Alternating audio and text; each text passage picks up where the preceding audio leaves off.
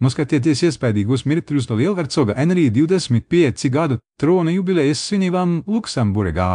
Skatiet lielhercoga Henrija un viņa ģimenes ilgošu atmosfēru. 21. jūnijas 2025. gada sestdienas pēcpusdienā lielhercoga ģimene izbrauca, lai svinētu lielhercoga Henrija 25. gada trona jubilejas, un Henrijs turēja lielhercogienes Marijas Terēzes roku, kas izskatījās ļoti priecīga par svinībām pilsētā.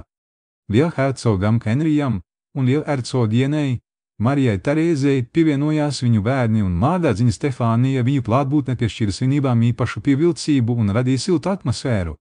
Ceļā caur pilsētu lielhercogiene Marija Terēze ar patīkamu smaidu pieņēma krāšņus ziedus, kas piepildīja skatu ar krāsām un radīja viblumu un prieku.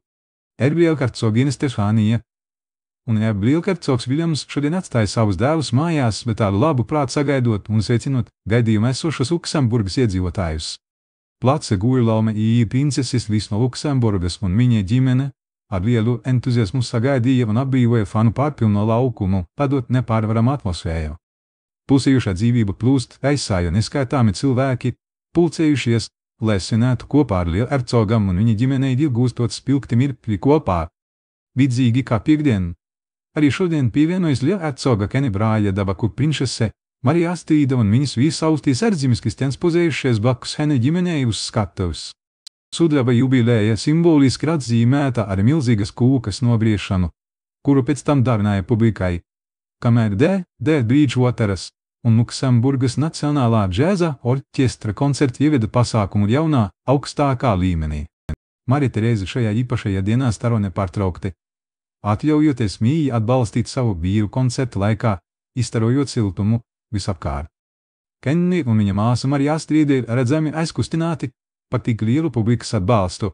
Lielhercogam šīs dienas ir īpaši emocionāls, jo tas ir viņa pēdējā jubileja, pirms viņš nodod savu amatu dēlam Guirlaume. Vērojiet, kā Sebastians no Luksemburgas aizautīgi runā ar savu brāli Fēliksu. Viņu žesti un acu kontakta liecina par ciešu saikstē un kopīgu pārpratumu.